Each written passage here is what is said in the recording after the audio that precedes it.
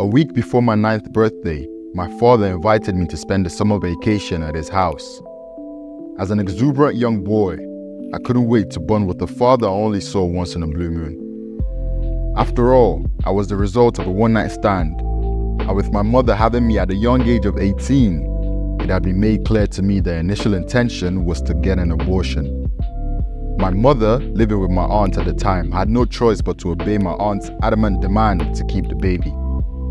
I hoped to get some answers about their relationship, or at least understand why they were never together. Deep down, I sensed an intense distrust and spite between my parents, but I never understood why. Little did I know that this was the beginning of what I would describe as my descent into hell. I remember waking up highly spirited the first morning at his house, after the long, exhaustive road trip from the previous night. I seemed to be the only one up, so I jumped on the couch and put on my favorite TV show. About 10 minutes into the show, I heard footsteps coming down the hallway. "Why are you watching TV at this time?" he shouted. Within seconds, his crude fingers held me in a chokehold as he struck my crown with his knuckles. My father, a military man born a few years after the Nigerian Civil War, had extreme anger issues and alcohol addiction and was no stranger to violence. My tender skull only needed 2 strikes from his war-striven knuckles to shatter. What followed was a sound similar to that of a high-pressure water hose, as blood erupted from the middle of my skull.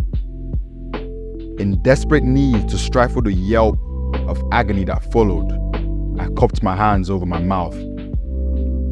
I remember tasting a mixture of salt and metal as tears and blood poured down my face on my way to the bathroom. This was a birthday I would never forget, and definitely the worst vacation ever. Fate would have it that, due to circumstances I can only describe as supernatural, I was forced to leave my mother a year later to stay with my father indefinitely. I spent the next 10 years of my life subject to horrendous torture whenever I acted like a child. He used my naivety and weakness as an excuse to release the years of turbulent emotions he had stored within, disguised as discipline and wanting to make me better and stronger. I did get stronger, right? I quickly developed extreme anger issues, carrying in my heart and eyes the rage of a wild beast, ready to pounce at anyone who dared to make the slightest offensive joke or perhaps looked at me in a funny manner. I would often pick fights of a violent nature with classmates or strangers at the park, resulting in several suspensions and exclusions from multiple schools. I had something to prove, that I wasn't a weak, helpless child. The world had hurt me, and I was determined to burn it to the ground at the slightest provocation. Why do I tell you this story? My case is nothing special. Approximately 1 in 4 children have experienced child abuse. Of maltreated children, 18% are physically abused, 78% are neglected, and 9% are sexually abused. In 2021, more than 600,000 children were abused in the United States, and 1,820 children died from abuse. Studies show that 1/3 of individuals who were victims of abuse as children may become abusers themselves. However, not all abuse victims become abusers. The majority do not perpetuate the cycle. Factors such as intervention, support, and resilience play crucial roles in breaking this cycle. It becomes evident that with the right tools and support, we can begin to heal these individuals and assist in breaking this cycle. Emotions such as anger or hatred are merely masks, concealing a deeper feeling within or lack thereof.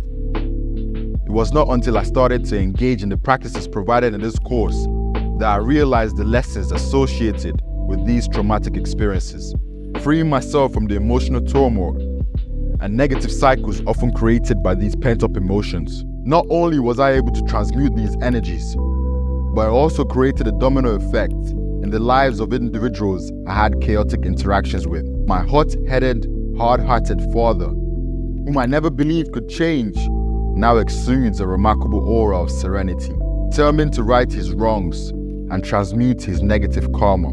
A typical left-brain man has now gained some form of higher level consciousness and is on a more conscious path. Most importantly, I reclaim my long lost sense of power and security that had been beaten out of me at a young age. The beauty of these techniques is that you never need physical interaction with the people involved.